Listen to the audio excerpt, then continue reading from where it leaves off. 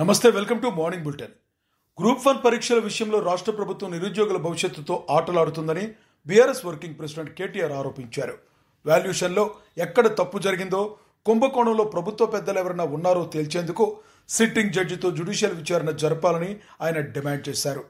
పరీక్షను రద్దు చేసి మళ్లీ నిర్వహించాలని స్పష్టం చేశారు.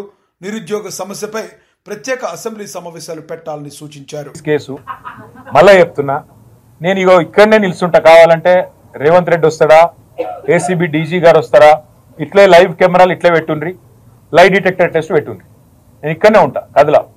లై డిటెక్టర్ టెస్ట్ పెట్టుండ్రి, దూద్ కా దూద్ పానీ కా పానీ. అరే నేను చెప్తూనే ఉన్నా, హైదరాబాద్ ప్రతిష్ట పెంచేదానికి, తెలంగాణ ప్రతిష్ట పెంచేదానికి ఎస్ బరాబర్ ఆ రేస్ ఇక్కడ కొనసాగాలి. మొదటి సంవత్సరం బ్రహ్మాండంగా జరిగింది, ఇంకా 3 ఏళ్ళు ఇక్కడనే ఉండాలి.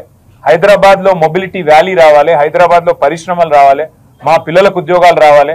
ఒక sunrise sector, sustainable mobility అనేది, ఈవీస్ అనేది, ఎలక్ట్రిక్ వెహికల్స్ అనేది ఒక ఎదుగుతున్న రంగం. ఆ రంగంలో ప్రోత్సాహకాలు ఇచ్చి పరిశ్రమ ఇక్కడ వేళ్ళునుకోవాలంటే ఈ రేస్ ను ఒక ఆకర్షణగా పెట్టి దాని చుట్టూ పరిశ్రమను విస్తరించేలాగా చేయాలనేది ఒక ఆలోచనతో మేము ప్రయత్నం చేసినాము. నేను స్పష్టంగా చెప్పాను, ఒక 45 కోట్లు 46 కోట్లు ప్రభుత్వం నుంచి కట్టాలని ఆదేశం ఇచ్చింది నేనే అని స్పష్టంగా చెప్పాను. ఆ 46 కోట్లు ప్రభుత్వం నుంచి ఇక్కడ నుంచి పోయినాయి, బ్యాంకు ద్వారానే పోయినాయి, అవతల వాళ్ళ దగ్గర ఉన్నాయి. రూపాయి ఎక్కడా తారుమారు కాలేదు. ఇక్కడ నుంచి పోయిన ప్రతి రూపాయికి అక్కడ లెక్క ఉంటే ఇక అవినీతి ఎక్కడిది, అవినీతిని నిరోధించడానికి అవినీతి నిరోధక శాఖ ఎక్కడిది, అందులో స్కామ్ ఎక్కడిది, మన్ ఎక్కడిది, మశానం ఎక్కడిది. అందుకే దీన్ని ఒక లొట్టపీస్ కేసు అని చెప్పినా, మళ్ళీ చెప్తా ఉన్నా, ఏమేస్తారో ఛార్జ్ షీట్లు, ప్రాసిక్యూషన్లు, జైళ్లు వేసుకోండి. నేను లైవ్ టీవీల ముందు మళ్ళీ చెప్తున్నా, నాకు ఎంత దమ్ముంటే నేను చెప్పాలి. ఈ దేశంలో రాజకీయ నాయకుడు అని చెప్పినాడవే, ఏమైనా కేసు పెడితే రారాబాయి చూసుకుందాం, పెట్టు లై డిటెక్టర్ అన్నాడు 2 వరకు. నేను చెప్తున్నా రా. కాళేశ్వరం ప్రాజెక్టుకు నిర్మాణం పూర్తిగా తలా తోక లేకుండా కట్టడంతోనే కూలిపోయిందని కాంగ్రెస్ ఎంపీ అద్దంకి దయాకర్ తీవ్ర విమర్శలు గుప్పించారు. 2009లో వైఎస్ఆర్ హయాంలో ప్రాణహిత చేవెళ్ల ప్రాజెక్టును తుమ్మిడిహట్టి వద్ద నిర్మించినట్లుగా గుర్తు చేశారు.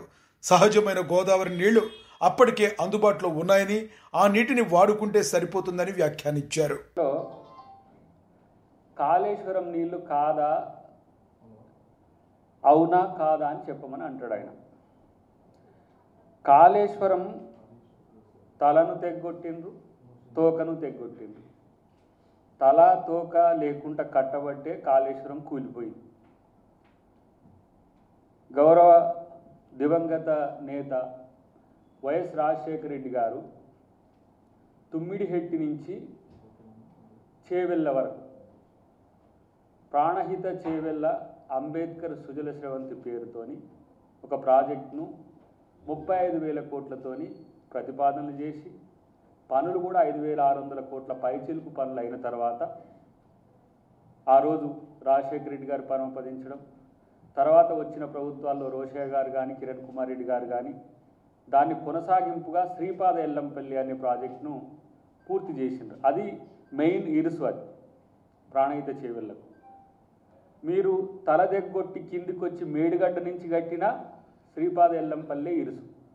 అది 20.5 టీఎంసీలు, 21.5 టీఎంసీల సామర్థ్యంతో అది ఉంటుంది. ఇప్పుడు మేడిగడ్డ నుంచి లేదు, సుందిళ్ళ నుంచి లేదు, అన్నారం నుంచి ఎత్తిపోసేది లేనప్పుడు సహజ గోదావరి నుంచి వస్తున్న నీటిని, అంటే శ్రీరామ్ సాగర్ నుంచి వస్తున్న నీటిని ఇదే ఎల్లంపల్లి నుంచి ఎత్తిపోస్తే ఇది కాళేశ్వరం నీళ్ళు ఎట్లయితే. ఎల్లంపల్లి ప్రాజెక్టుపై కాంగ్రెస్ చేసిన ఆరోపణలు ఖండించారు. బీఆర్ఎస్ సీనియర్ నేత హరీష్ రావు తీవ్రంగా స్పందించారు. శ్రీపాద ఎల్లంపల్లి ప్రాజెక్టు కాంగ్రెస్ హయాంలో పూర్తి కాలేదని గుర్తు చేశారు. బీఆర్ఎస్ అధికారంలోకి వచ్చిన తరువాతే 2,052 కోట్లు ఖర్చు చేసి ఎల్లంపల్లి ప్రాజెక్టును పూర్తి చేసినట్లు ఆయన వివరించారు.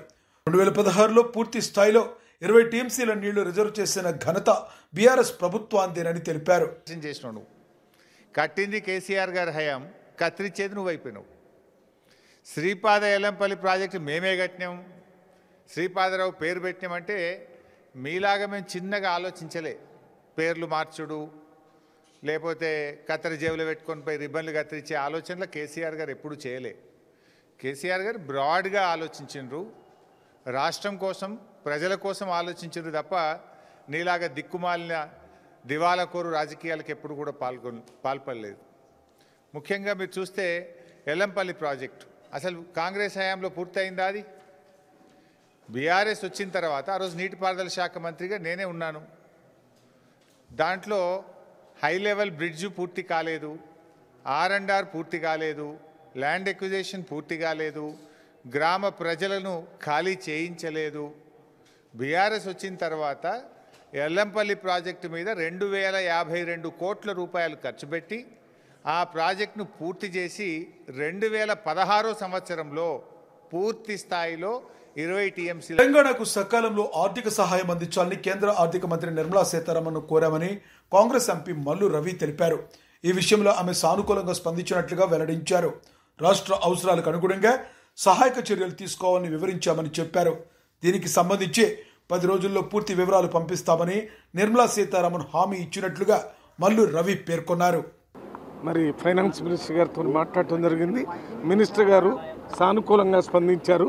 10-15 రోజుల్లో మళ్ళీ దీనికి సంబంధించి మీకు వివరాలు పంపిస్తానని చెప్పారు. దాని ప్రకారం రాష్ట్ర ప్రభుత్వం పనిచేసుకోవచ్చు అని చెప్పారు. అన్నిటి గురించి మాట్లాడాము. 10-15 రోజుల్లో వాటి మీద కొన్ని వివరాలు రాష్ట్ర ప్రభుత్వానికి ఇస్తున్నాను. ఇప్పుడు 7 గంటలకి సర్ఫేస్ ట్రాన్స్పోర్ట్ మినిస్టర్ ఆయన్ని వారి ఇంటి దగ్గర కలవటం జరిగింది. రేపు 2 మినిస్టర్లకు అడుగుతున్నారు. అది రేపు. రైతులకు ఉపయోగపడే చర్యలేవి చంద్రబాబు రాజకీయ చరిత్రలో లేవని వైఎస్ఆర్ కాంగ్రెస్ ఎమ్మెల్సీ లేళ్ల అప్పిరెడ్డి తీవ్రంగా విమర్శించారు. కూటమి ప్రభుత్వం రైతుల ఉసురు పోసుకుంటుందని ఆరోపించారు. వైసీపీ నేతలు మాట్లాడిన తర్వాత మాత్రమే యూరియా కొరతపై ఈ ప్రభుత్వం సమీక్షలు జరుపుతుందని ఎద్దేవా చేశారు. ఒకవైపు రైతులు రోడ్డెక్కి బాధలు పడుతుంటే మరోవైపు సూపర్ 6 సూపర్ హిట్ అంటూ సభలు పెట్టడానికి చంద్రబాబుకు మనసెలా వచ్చిందని అప్పిరెడ్డి ప్రశ్నించారు. చేసినటువంటి పరిస్థితులు చంద్రబాబు నాయుడు గారి చరిత్రలో లేవన్న అంశాన్ని సందర్భంగా చెప్పదలుచుకున్నా. రైతాంగం ఉసురు కొట్టుకుంటా ఉంది, రైతాంగాన్ని ఇబ్బందులు పెడతా ఉన్నారు. తప్పనిసరిగా దీనికి సంబంధించినటువంటి ప్రతిఫలం మీరు అనుభవించక తప్పదు. కూటమి ప్రభుత్వం కొట్టుకుపోవటం అనేది భవిష్యత్తులో రైతాంగం వాళ్ళు ఇచ్చే తీర్పులనే మీకు స్పష్టంగా కనబడబోతుందన్న అంశాన్ని కూడా ఈ సందర్భంగా చెప్తా ఉన్నాం. నాకు ఆశ్చర్యం కలిగింది. ఉదయం నుంచి చూస్తా ఉన్నాం. వైఎస్ఆర్ కాంగ్రెస్ పార్టీ మాట్లాడిన తర్వాత మాత్రమే యూరియా గురించి సమీక్షలు పెట్టారు. నడ్డాతో మాట్లాడుతా అన్నాడు. 50,000 బస్తాలు తీసుకొస్తా అన్నాడు. అసలు ఎప్పుడుకు వస్తాయి మీ సమీక్షలు? ఎవరి ప్రయోజనాలను కాపాడటం కోసం? ఇవాళ వాస్తవానికి ఖరీఫ్ సీజన్లో 60% మంది రైతులు మాత్రమే పంటలు వేశారు. కనీసం వేసినటువంటి 60% మంది రైతాంగానికి సంబంధించి యూరియాని సరఫరా చేయడంలో ఈ ప్రభుత్వం ఘోరంగా వైఫల్యం చెందింది. పేరుకు మాత్రం లక్షల్లో చెబుతా ఉన్నారు యూరియా దిగుమతి అయింది రాష్ట్రానికని. కానీ ఎక్కడికి వెళ్ళింది? నిశ్చయంగా పరిశీలన చేస్తే ఇవాళ బ్లాక్ మార్కెట్లో ఒక్కొక్క బస్తాకి 400 రూపాయలు 500 రూపాయలకి బ్లాక్ మార్కెట్లో అమ్ముతా ఉన్నారు. ఎవరు అమ్ముతున్నారంటే ఈ ప్రభుత్వానికి సంబంధించినటువంటి కొంతమంది అధికారులతోనూ తెలుగుదేశం నాయకులు కుమ్మక్కై బ్లాక్ మార్కెట్లో ఇవాళ ఎరువుల్ని అమ్ముకుంటున్నటువంటి దౌర్భాగ్యమైనటువంటి పరిస్థితుల్లో ప్రభుత్వం కొనారెళ్తా ఉంది. నేను ఇంకోటి కూడా అడగదలుచుకున్నా. రైతాంగం పక్షాన వైఎస్ఆర్ కాంగ్రెస్ పార్టీ ఈ రోజున ర్యాలీలకి ప్రభుత్వాన్ని మేలుకొల్పే విధంగా వినతి పత్రాలు ఇవ్వాలని కార్యక్రమానికి పిలిపిస్తే అసలు మీరు ఏం చేశారు? నిన్న నుంచి మొదలు పెట్టారు. రాష్ట్ర స్థాయి నాయకులు కాదు, జిల్లా స్థాయి నాయకులు కాదు, మండల స్థాయి నాయకులు కాదు, గ్రామ స్థాయిలో ఉన్నటువంటి గ్రామ స్థాయి నాయకులకు సైతం కూడా సర్పంచులకి, ఎంపీటీసీ సభ్యులకి, లేదా ఎవరైతే రైతాంగంగా యాక్టివ్గా ఉంటా ఉన్నారో వారందరికి కూడా నోటీసులు ఇచ్చి ర్యాలీకి రావద్దని చెప్తారా? వస్తే కేసులు పెడతామని చెప్తారా? జైల్లో వేస్తామని చెప్తారా? అంటే మీరు చెబితే, మీరు భయపెడితే, మీరు నోటీసులు ఇస్తే, పోలీసు ఆంక్షలు పెడితే రైతాంగం ఆగుతారా? తమ ఆకలి కేకల్ని చెప్పడం కోసం వ్యాప్తంగా 74 చోట్ల కూడా పెద్ద ఎత్తున రైతాంగం తరలి వచ్చారు. ఆంక్షల్ని, నిర్బంధాలని పక్కన పెట్టి ఇవాళ మా కడుపు ఘోష వినండి, మా మాటలు ఈ ప్రభుత్వం వినాలా? ఏదో రేపు 10వ తారీఖున సభలు పెట్టారు. సూపర్ 6 సూపర్ హిట్ అంట. అసలు సూపర్ 6 ఎక్కడా? సూపర్ హిట్ ఎక్కడా? బొలోమని రైతాంగం యావత్తు రోడ్లపైకి వచ్చి తమ బాధని, గోడుని వ్యక్తం చేస్తున్నటువంటి పరిస్థితుల్లో మీకు ఆ సభలు పెట్టడానికి మనసెలా వచ్చింది చంద్రబాబు నాయుడు అని అడుగుతా ఉన్నా. యూరియా కొరతపై అమలాపురం నియోజకవర్గంలో రైతులు పెద్ద ఎత్తున బైక్ ర్యాలీ నిర్వహించారు. ఎరువుల బ్లాక్ మార్కెట్ను నిరసిస్తూ నియోజకవర్గ కోఆర్డినేటర్ డాక్టర్ పినిపే శ్రీకాంత్ ఆధ్వర్యంలో ఈ ర్యాలీ జరిగింది. రైతులతో పాటు వైఎస్ఆర్ కాంగ్రెస్ ప్రజాప్రతినిధులు, నాయకులు, కార్యకర్తలు, అభిమానులు పాల్గొన్నారు. అనంతరం ఆర్డీఓ కార్యాలయంలో వినతి పత్రాన్ని సమర్పించారు. ఈ కార్యక్రమంలో ముమ్మడివరం మాజీ ఎమ్మెల్యే పొన్నాడ సతీష్, రాజోలు మాజీ ఎమ్మెల్యే గొల్లపల్లి సూర్యారావు హాజరయ్యారు. రైతులకు అవసరమైన యూరియా సహా ఎరువులను వెంటనే పంపిణీ చేయాలని, పంటలకు గిట్టుబాటు ధర పెంచాలని డాక్టర్ శ్రీకాంత్ డిమాండ్ చేశారు. షాపుల ద్వారా రిటైల్ మార్కెట్లోకి వెళ్ళిపోతుంది. ఈ మార్క్ఫెడ్కి ఏదైతే 50% ఇస్తారో ఆ మార్క్ఫెడ్ నుంచి మార్కెట్ యార్డుల ద్వారా పిఏసిఎస్కి లేకపోతే ఎఫ్పిఓల ద్వారా రైతన్నకి చేరుతుంది. కానీ ఇప్పుడు జరుగుతున్న పరిస్థితులు ఎలాగంటే ఇలా 50% మార్క్ఫెడ్కి ఇంకా 50% ప్రైవేట్కి ఇవ్వకుండా ప్రైవేట్కి ఎక్కువ శాతం పెంచేసి గవర్నమెంట్ సంస్థకి మార్కెట్కి వచ్చే తగ్గించేశారు. దానివల్ల యూరియా కొరత క్రియేట్ అయ్యింది. ఇది ఎందుకు చేశారు? ఎవరికి లాభం చేకూర్చడం కోసం ఈ రకంగా చేశారు. మరి గతంలో చూస్తే జగనన్న ఆర్బీకేలు పెట్టి ఆర్బీకేలకి మొత్తం అంతా యూరియాని ఇచ్చి రైతన్నకి ఎటువంటి ఇబ్బంది లేకుండా కూడా ఆ ఆర్బీకేల ద్వారా రైతన్నకి యూరియా సప్లై చేశారు. తద్వారా దాని మార్కెట్లో దాని డిమాండ్ ఎక్కువ పెరగకుండా ప్రైస్ ఎప్పుడు కూడా నియంత్రణలో ఉండింది. కానీ ఆ రకంగా చేయకుండా కావాలని ప్రైవేట్ పార్టీలకి బెనిఫిట్ చేయాలని చెప్పి ఈ రకంగా చేస్తున్నారు. గతంలో చూసుకుంటే MDU వెహికల్స్ కూడా అదే రకంగా ఆపేసి మధ్యలో ఉన్న దళాలకి డబ్బు మిగిలేలా చేసింది ఈ కూటమి ప్రభుత్వం. ఇప్పుడు చూస్తుంటే ఇప్పుడు కూడా అదే చేస్తుంది. మెడికల్ కాలేజీలు ప్రైవేటీకరణ చేసేసి అక్కడ కూడా మళ్ళీ మధ్యలో దళారులకి లేకపోతే మధ్యలో ఈ ప్రైవేట్ కంపెనీస్కి లబ్ధి చేకూరేలా చేస్తుంది. ఇవన్నీ చేస్తుంది. అంతేకాకుండా మళ్ళీ అన్నదాత సుఖీభావ అన్నారు. పోయిన సంవత్సరం అన్నదాత సుఖీభావ 20,000 ఇచ్చింది లేదు.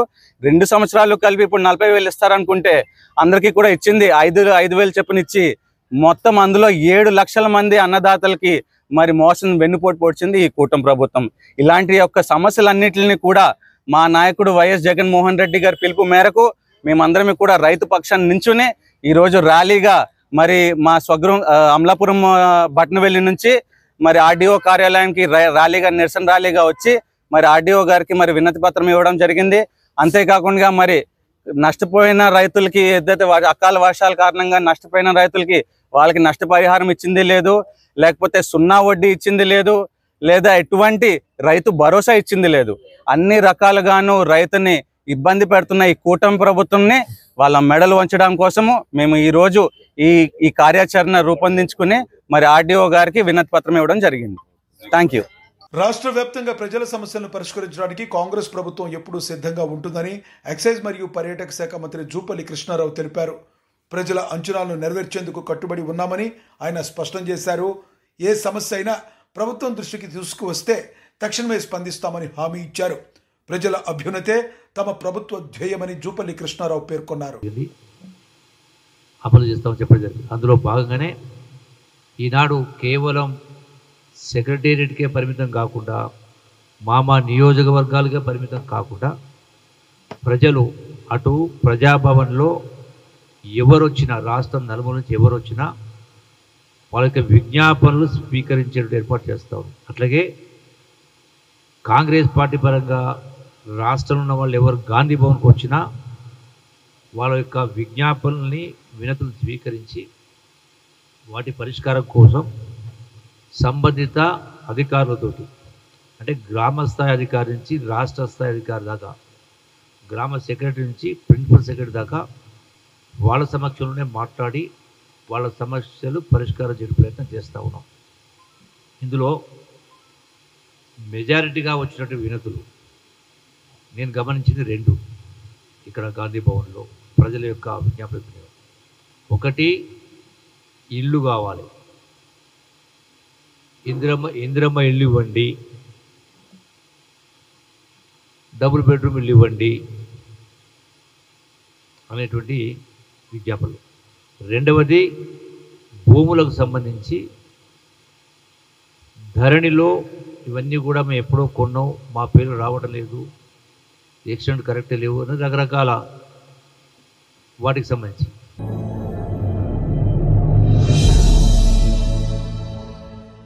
కాళేశ్వరం ప్రాజెక్టు అవినీతిలో బీఆర్ఎస్ ను కాపాడేందుకే కాంగ్రెస్ ప్రభుత్వం ప్రయత్నిస్తుందని బీజేపీ ఎమ్మెల్యే పాయల్ శంకర్ ఆరోపించారు. ఇన్నాళ్లు కాళయాపన చేసి ఇప్పుడు సిబిఐ విచారణ పేరుతో తమపై ఒత్తిడి తీసుకురావాలన్న యత్నం జరుగుతుందని ఆయన మండిపడ్డారు. అవినీతి నిజాలు బయటపడకుండా కాంగ్రెస్ బీఆర్ఎస్ చేతులు కలిపి పనిచేస్తున్నాయంటూ ఆయన తీవ్రంగా విమర్శించారు. గురించి ఎందుకు ప్రస్తావించలేదు? టెండర్లు లేకుండా నామినేషన్ మీద ఇచ్చినటువంటి 1000 కోట్ల రూపాయల కాంట్రాక్ట్ మీద ఎందుకు టీఓఆర్ లో మీరు ఇంక్లూడ్ చేయలేదు? సిబిఐకి ఇచ్చినటువంటి మీ జీవోని వెంటనే సవరించుకోండి. టర్మ్స్ ఆఫ్ రెఫరెన్స్ లో చాలా విషయాలు చేర్చాల్సినటువంటి అవసరం ఉంది.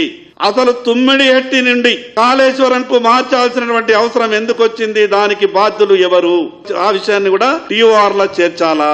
32-33 వేల కోట్లతో పూర్తి కావాల్సినటువంటి ప్రాణహిత చేవెళ్ల 11,000 కోట్ల రూపాయలు ఖర్చు పెట్టిన తర్వాత మిగతా ఇంకో 15-16 వేల కోట్లు ఖర్చు పెడితే పూర్తి ప్రాజెక్టుని 1,00,000 కోట్లు అవినీతికి పాల్పడడానికి కాళేశ్వరంకు ఏ రకంగా దాన్ని మార్చిండ్రో టీఓఆర్ లో మెన్షన్ జరగాల.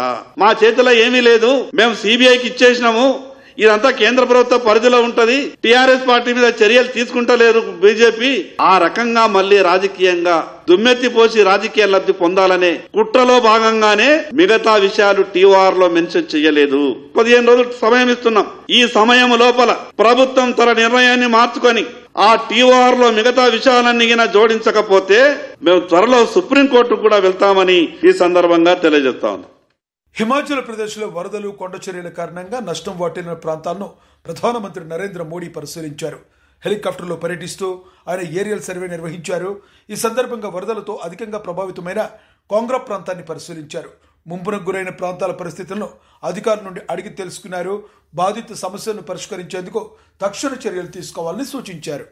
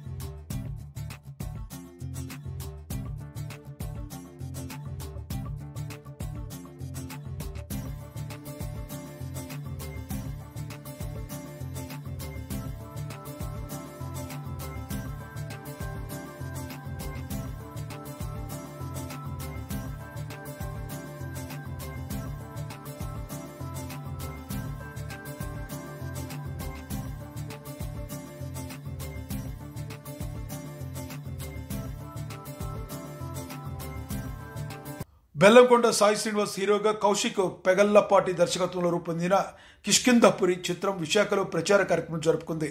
అనుపమ పరమేశ్వరన్ కథానాయిగా నటించిన ఈ సినిమా ప్రమోషన్లో హీరో బెల్లంకొండ శ్రీనివాస్, దర్శకుడు కౌశిక్ మీడియాతో మాట్లాడారు. ఈ సందర్భంగా చిత్ర నిర్మాణ విశేషాలు, ప్రేక్షకుల అంచనాల గురించి వివరించారు. అన్ని బాగా నచ్చాయి అనుకుంటున్నాను. సాంగ్ కూడా అన్నిటికీ చాలా మంచి ఆర్గానిక్ రెస్పాన్స్ వచ్చింది. అండ్ ఇప్పుడే సింహాచలంకి వెళ్ళాం. నేను డైరెక్ట్గా వెళ్ళి దర్శనం చేసుకొని స్వామివారి బ్లెస్సింగ్ తీసుకొని వచ్చి ఇంకా మీ దగ్గర ప్రెస్ మీట్ రావడం మాకు చాలా హ్యాపీగా ఉంది. నేను ఒకటే బిలీవ్ చేస్తానండి, ఒక సినిమా అంటే మేము ఎంత కష్టపడి, ఎంత ప్రేమించి, ఎంత ఎఫర్ట్ పెట్టి, ఎన్నో హోప్స్ తోటి, ఎన్నో డ్రీమ్స్ తోటి పనిచేస్తాం. బట్ ఈ సినిమా ఇంత కష్టపడి ఇంత పనిచేసింది ఏంటంటే మీ అందరికి కూడా నచ్చాలని. మా మీడియా వాళ్ళు కూడా మా ఫ్యామిలీలోనే ఫీల్ అవుతాం మేము. ఎందుకంటే మేము ఎంత కష్టపడి ఎంత మంచి సినిమా చేసినా జనం దగ్గరికి తీసుకెళ్లాలన్నా, ఆడియన్స్ దగ్గర రీచ్ అవ్వాలన్నా దానికి మెయిన్ మార్గదర్శి మీరే. అండ్ మీరే మా వాహనం. అందరికి కూడా ఒక మంచి ఎక్స్పీరియన్స్ అనే సినిమా ఇవ్వాలి.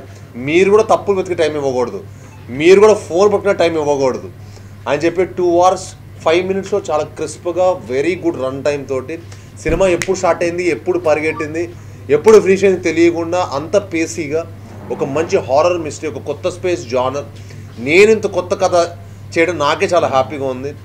యాజ్ అన్ యాక్టర్గా ఒక కొత్త స్పేస్లో ఎక్స్ప్లోర్ చేసినప్పుడు మాకు లిమిటేషన్స్ లేకుండా బాగా అద్భుతంగా చెప్పొచ్చు. సో కిష్కింధపురి అనేది ఒక ఫిక్షనల్ సిటీ అండి. మేము లిమిటేషన్స్ లేకుండా మీకు ఒక అద్భుతమైన కథాబలంతో ఒక మంచి సినిమాటిక్ ఎక్స్పీరియన్స్ ఇవ్వడానికి, అది విజువల్గా పరంగా అవ్వచ్చు, సౌండ్ పరంగా అవ్వచ్చు, కథ పరంగా అవ్వచ్చు, సినిమా స్క్రీన్ ప్లే అవ్వచ్చు, ట్విస్ట్లు అవ్వచ్చు, పర్ఫార్మెన్స్ అవ్వచ్చు, అన్ని ఎలిమెంట్స్లో చాలా హైగా ఉండే సినిమా. అండ్ మీ అందరు డెఫినెట్గా హైగా ఉంటారు. చాలామంది కొన్ని సినిమాలు మాకు ఇక్కడ హై మూమెంట్స్ ఉంటాయండి, గూస్ బంప్స్ మూమెంట్స్ ఉంటాయంటారు కదా. మా సినిమానే థ్రిల్లింగ్ సినిమా. సో మాకు థ్రిల్ అనేది అన్ని ఆస్పెక్ట్స్ రిలీజ్ కూడా ఉన్నప్పుడు మేము ఇంకా థ్రిల్లర్ ఫీల్ అవుతున్నాం. That is how we enjoy hour movie process. But ఈసారి మీరు ఎన్ని ఎక్స్పీరియన్స్ చేసినా, ఎంత ఓకే వచ్చినా, మీరు భయపడదామని వచ్చినా, ఒక మంచి కథ చూద్దామని వచ్చినా, అరే వీళ్ళు ఎంత కష్టపడ్డారో, వీళ్ళు ప్రతి ఫ్రేమ్లో ఎంత ఎఫర్ట్ పెట్టి చేశారో అనేది చూద్దాం అనుకున్నాం. We will definitely we are 100% sure that మీరు డెఫినెట్గా చాలా చాలా హ్యాపీగా ఫీల్ అవుతారు, చాలా సాటిస్ఫైడ్గా ఫీల్ అవుతారు. చాలా ఇంపార్టెంట్ రోల్ ఉంది సార్ హీరోయిన్ గారికి కూడా. అనుపమ గారు చాలా ఇంపార్టెంట్ రోల్. అండ్ ఈ సినిమాకి ఏంటంటే మేము కథ విన్నప్పుడే నేను కౌశిక్ గారు అనుకుంది ఏంటంటే ఈ సినిమాకు మంచి పర్ఫార్మర్ కూడా కావాలి. ఎందుకంటే మీకు ఎందుకనేది మీకు సినిమా చూస్తే మీకు అర్థమవుతుంది. ప్రీ క్లైమాక్స్ని ఆ క్యారెక్టర్ పుల్ ఆఫ్ చేయాలని అంత ఈజీ కాదు. సో ఆ క్యారెక్టర్ పుల్ ఆఫ్ చేసి వాళ్ళు చేయడం దానికి so it is actually very tough job. So తనకున్న ఎక్స్పీరియన్స్ మా సినిమా డెఫినెట్గా హెల్ప్ అయింది. ఈ సినిమాని డెఫినెట్గా వాళ్ళ పర్ఫార్మెన్స్ తోటి మా సినిమా ఎలివేట్ చేశారు. మా సినిమా సెట్ ప్రమోషన్కి ఆయన చేసిన ఎఫర్ట్ మీకు కనిపిస్తుంది.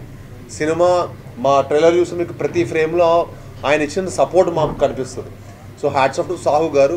అలాంటి ప్యాషనెట్ ప్రొడ్యూసర్తో పనిచేయడం మాకు చాలా హ్యాపీగా ఉంది. ఎందుకంటే నాకు కానీ కౌశిక్ కానీ ఎప్పుడు నో అనకుండా ఎప్పుడు ఆయన మాకు ఏమి కావాలన్నా అవి ఇచ్చారు. అండ్ సినిమాకి కాంపిటీషన్ రిలీజ్ అవుతుంది, ఆ సినిమాని ఇంకా అత్యగా మించి ప్రమోట్ చేయాలని చెప్పి సినిమాని సపోర్ట్ చేశారు.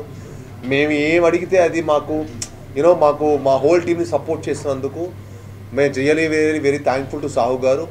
And really thankful to our editor Niranjan garu, అలానే మా మ్యూజిక్ డైరెక్టర్ చేతన్ భరద్వాజ్, మా డిఓపి చిన్మయ్ సలాస్కర్కి, అలానే ఎగ్జిక్యూటివ్ ప్రొడ్యూసర్ అయిన కనిష్కాకి అండ్ లక్ష్మణ్ గారికి, ఇలా ప్రతి ఒక్కళ్ళకి ఈ సినిమాకి పనిచేసిన ప్రతి ఒక్కళ్ళకి మనస్ఫూర్తిగా ధన్యవాదాలు తెలుపుకుంటున్నాను.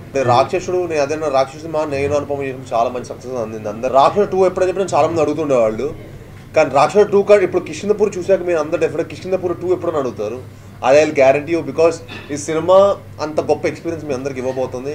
అండ్ ఈసారి డెఫినెట్గా మీ అందరు టైమ్ అండ్ ఎఫర్ట్ అరే భలే మంచి ఎక్స్పీరియన్స్ చేసామని డెఫినెట్గా we will make sure that మీరు ఇచ్చిన time and effort is worth అని. అప్పుడు మీరు అందరూ ఎంజాయ్ చేయాలని మనస్ఫూర్తిగా కోరుకుంటున్నాను. మనస్ఫూర్తిగా మిమ్మల్ని అందరూ మమ్మల్ని ఆశీర్వదించాలని. మా డైరెక్టర్ ఎన్నో హోప్స్ డ్రీమ్స్ తోటి ఈ సినిమా పనిచేశాడు. మీ అందరు సపోర్ట్ చేసి అతనికి ఒక పెద్ద హిట్ ఇవ్వాలని మనస్ఫూర్తిగా కోరుకుంటున్నాను. ఇది నా సెకండ్ ఫిల్మ్. ఇంతకుముందు చావుకబురు చల్లగా ఒక సినిమా చేశాను, సెకండ్ ఫిల్మ్ ఇది. సో ఇది ఒక హారర్ మిస్టరీ. ఆయన చెప్పినట్టు చాలా యూనిక్ సెటప్లో ఒక డెఫినెట్లీ ఇన్ని విధాలుగా ప్రయత్నించాము అండ్ 100% అందులో సక్సెస్ అయ్యామని అనుకుంటున్నాము. సినిమా ఫైనల్ కాపీ చూసుకున్న తర్వాత మేము వెరీ వెరీ హ్యాపీ.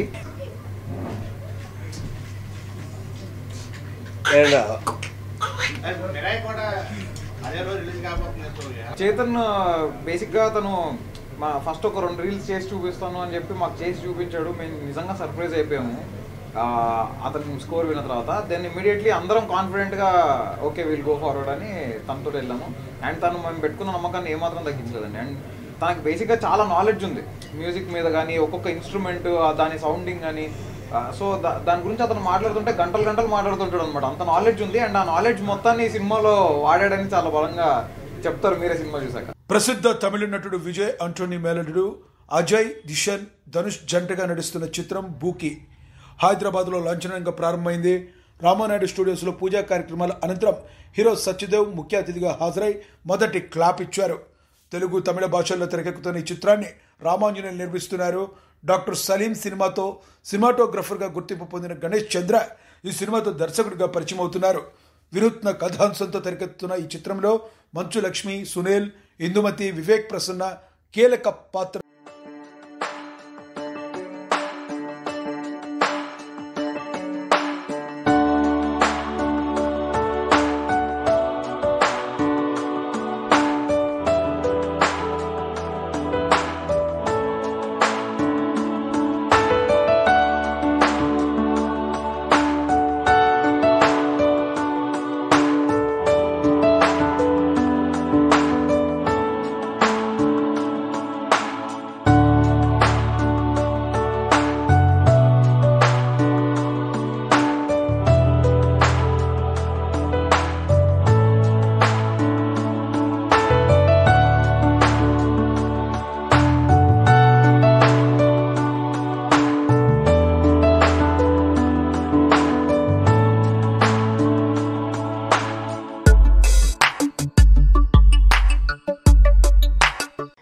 నాకు చాలా సంతోషంగా ఉంది.